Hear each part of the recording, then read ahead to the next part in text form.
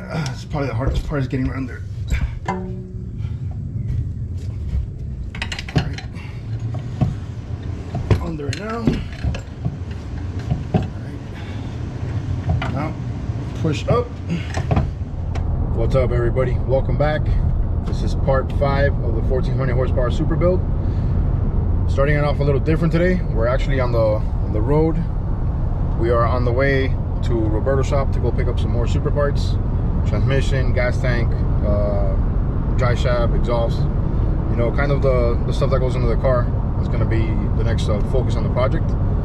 And yeah, so thanks for tuning in today's video, guys, and I hope you enjoy it. All right. When the load on the truck is actually worth more than the actual truck. This is a 2008 Tundra, by the way, but carbon exhaust, always Geiken triple disc, V160 trans. See it there, one-piece dry shaft. This is the fuel tank for the Supra. Check it out, nicest part is in here. Got the performance intake manifold for 12 injectors. We have the battery box over here. What's over there? The oil catch can. Shifter panel, 97 shifter panel, by the way. All the interior pieces that are left for the back. Oh yeah, this is probably maybe even close to double the value of the truck, to be honest. But yeah, guys, wanted to throw it in there before I even get home. It's a nice little load over here. It's all dirty, but we'll clean it up.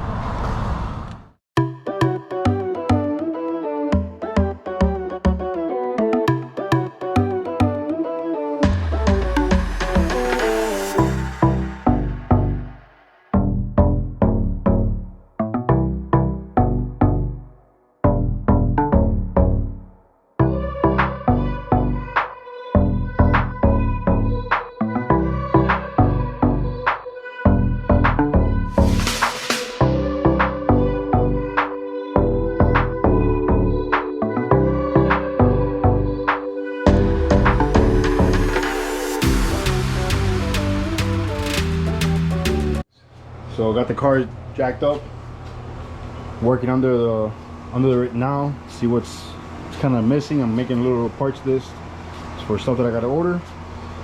I saw somebody comment on the comments something about a Grannis T56.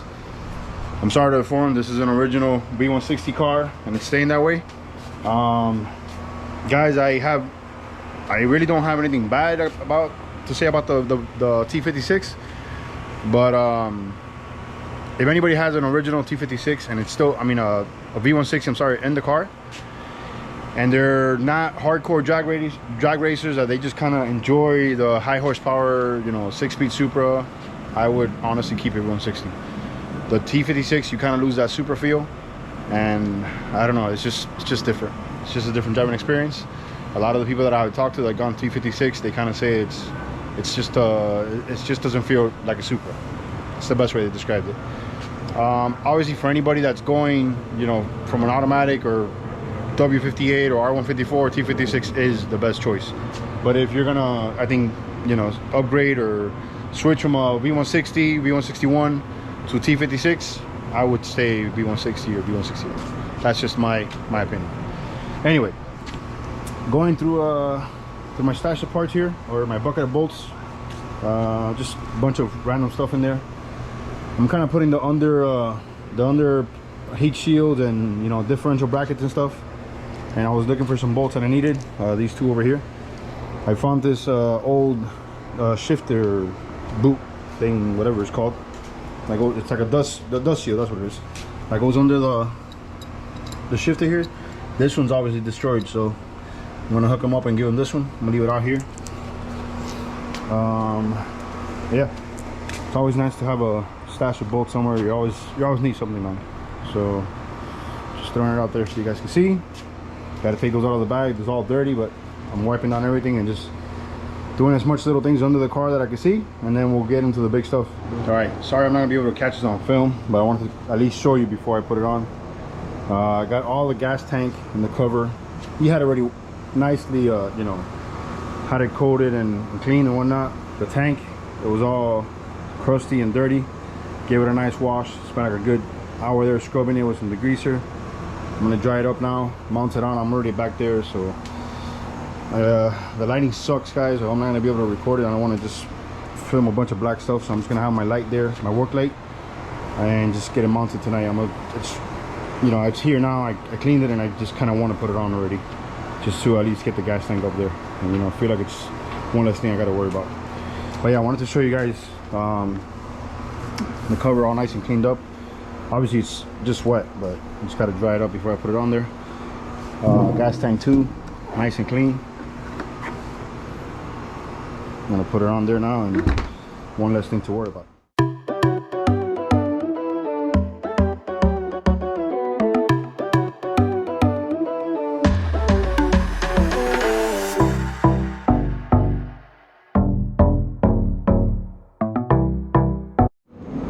Little rookie mistake on my part. Forgot to take off the cover here before putting it in the tank, so I had to stop halfway, bring it back down, and take out the cover over here. So I'm gonna take it out, put it back on so it aligns it, and then I'll bolt on the straps on the underside. Alright guys, sorry for the horrible lighting. Got this thing done.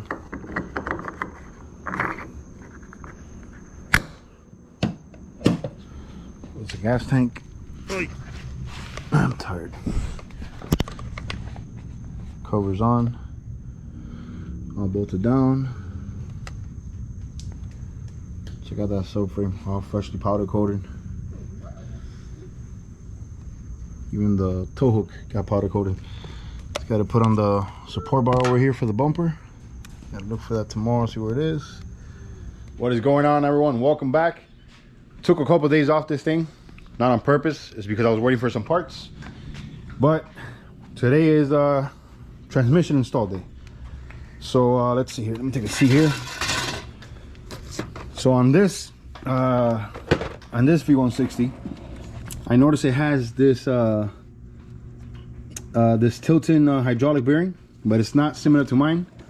And on this car, I'm going to show you the pressure plate later. This line, for some reason, came off or got loose, and it kind of, you know, made a groove all over the flywheel. So I told them, you know, we might as well just use the same one that we used on my car. Which is this one. It's a different style. It's longer. Don't quote me, I'm not exactly sure, but I know these things, the throttle bearing, this cap is a different size, and you know, you need the same exact, you know, dimension so it engages correctly. So got that. Also got this plate from Titan.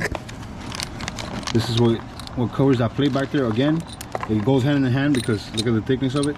So this plate goes on there, and the throttle bearing. Just wanted to have all the measurements correct, and I know this works on my car, guys. So got that. Got a new throttle bearing. This little boot that I was gonna change. It's not new, but it's a lot better shape than his. And we got 2 quarts of V160 gear oil. He's never changed it on this car since he's owned it. He's owned it for about 3 years, and he says, you know, he's unaware of the history of it. So we're gonna play it safe and just put it new. And last but not least, a new set of flywheel bolts. Right, guys, here with the transmission. Took the drain plug off. I guess they put some Teflon or something on this. I mean, I don't see why. Mine's never leaked. But looks pretty good. I'm sorry, threads are good. I don't know why they'll put Teflon on that, so whatever. Oil seems kind of thick. Well, no, not really. It looked thick when I was taking it out, but taking it out now, I'm not sure if it's not sure if it's a factor to it or something. It smells kind of weird. I don't know. It's not thick. It's not really too dirty.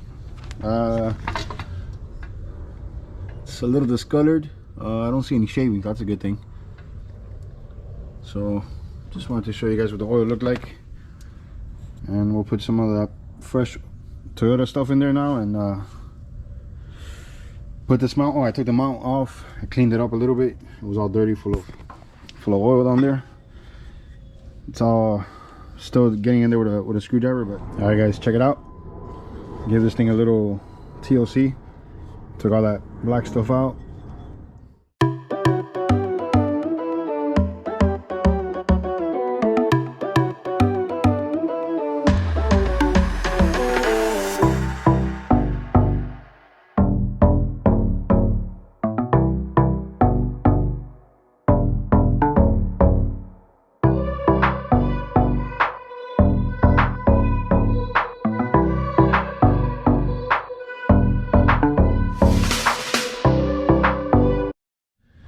All right, got the pilot bearing on. Gonna take all these bolts out now, take the clutch apart and put on the flywheel first. Hi. Yeah, I got my little sidekick back here helping me out.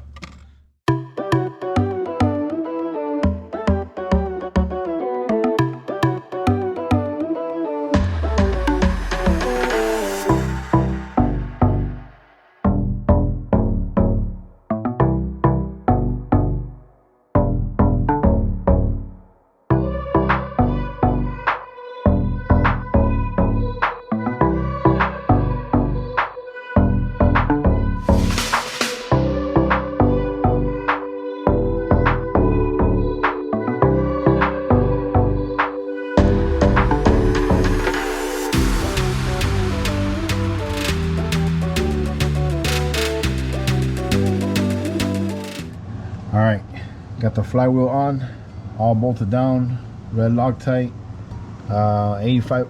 I did 80 foot-pounds of torque. I said 75, but I did 80 just in case. I'm gonna go ahead now and clean up the disc and slide them in there. Or actually, this is more like a basket style. This clutch is design is easier, so we'll just put them in there one by one, and then we'll use the alignment tool, and then we'll put the pressure plate on there, and that's a wrap. That's a clutch install.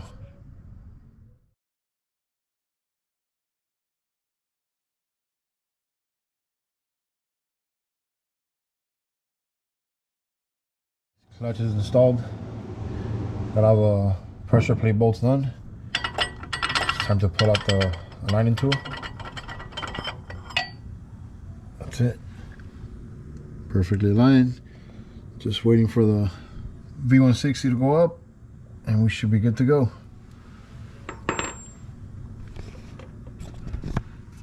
These are just surface scratches from the lines that I said before, from that other style tilt-in bearing.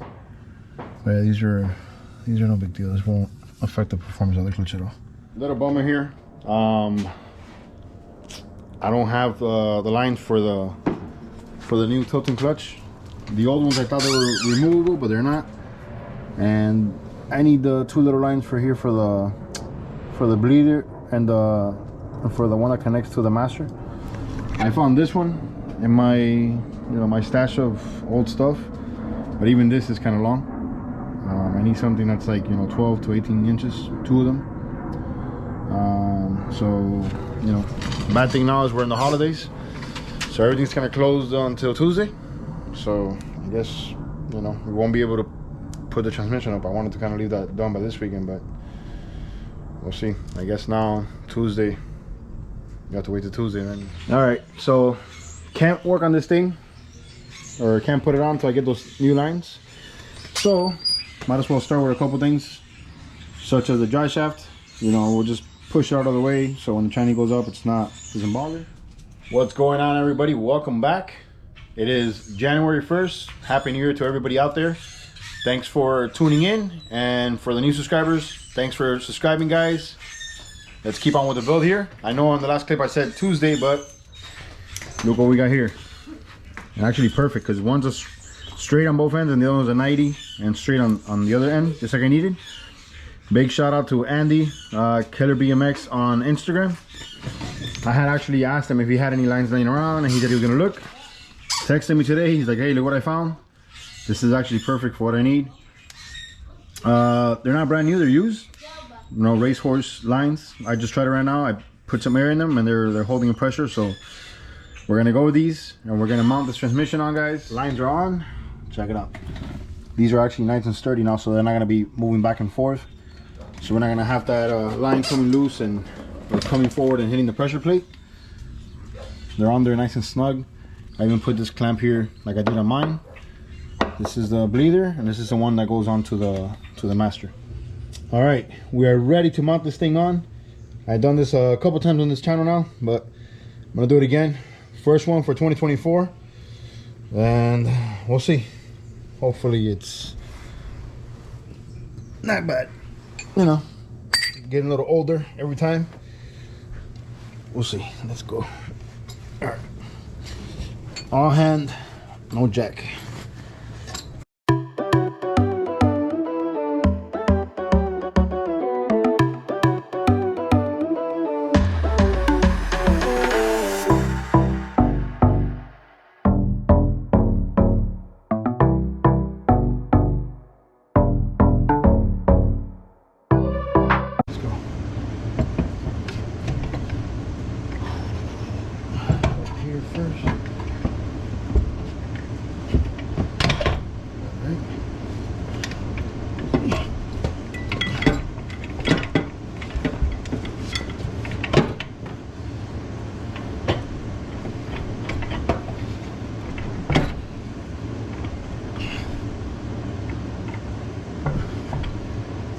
That was going into place. All right, in.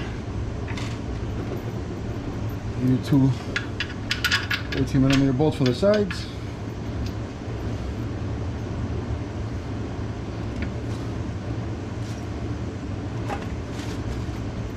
One here.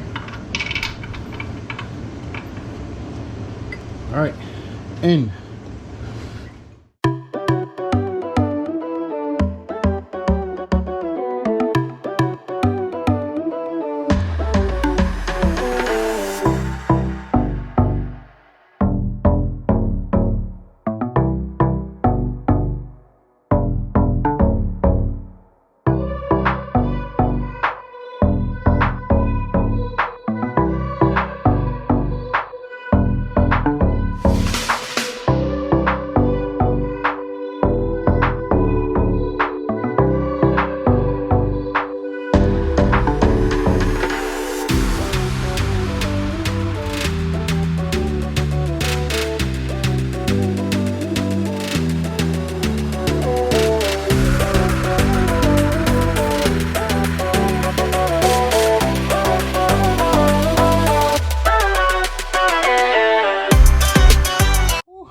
All right, I know it looks easy and pretty fun and fast on the time lapse, but took a little bit of time. But here you go, clean install. Let me get the light on the phone here.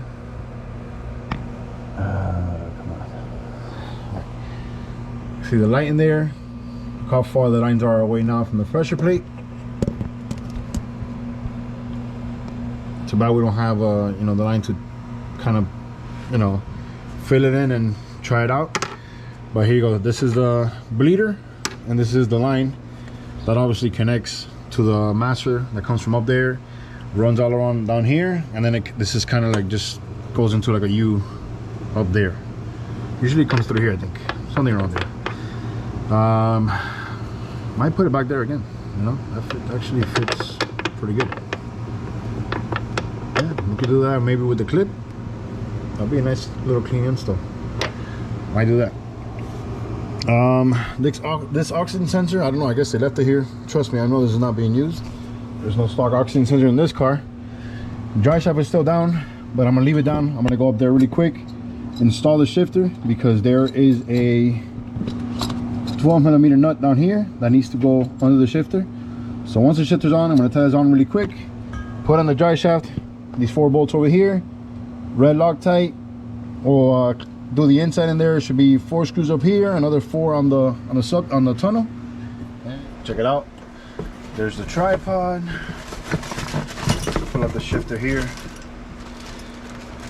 Bear with me, hold on. I gotta pull this freaking Ziploc bag open. Alright, so we have factory shifter here. You know what? Let's put some grease on this thing, man. It's a little dried up. So we got it all greased up now, keeping everybody happy. Shit, just like right in there. All right, let's see. Come on. This little cup has a. All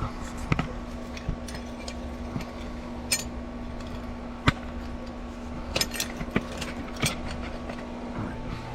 Hold that in a second.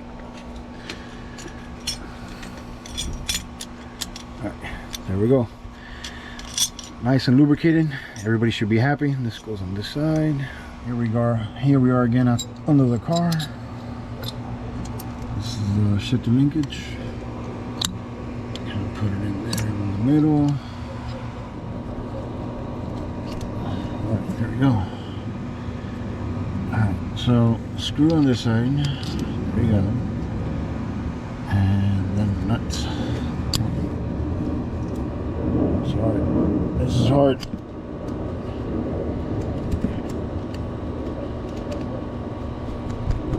Alright, so 12mm socket on one side, wrench on the other. And then this boot just kind of slides over here. There's a groove on the actual tripod. So it goes in there, and then the rest goes on the top. Alright, so we got the first 4 that attach to the tripod. Alright, so we got the first 4 that attach to the tripod.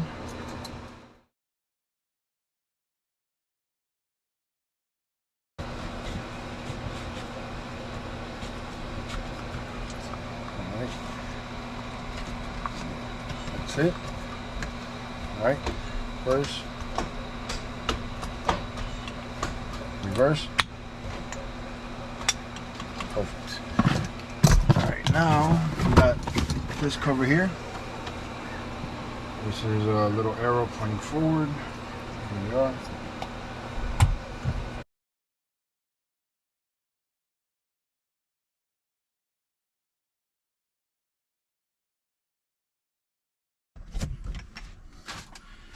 And we have shifter panel.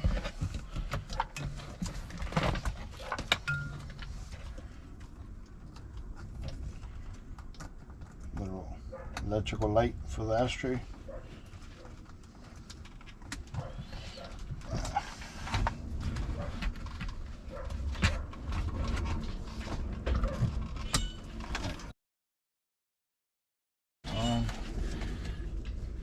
And last but not least,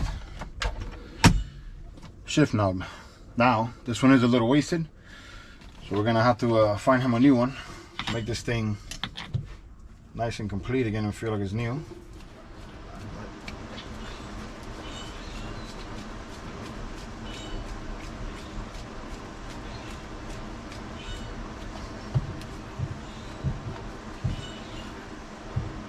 All right, voila, you're done.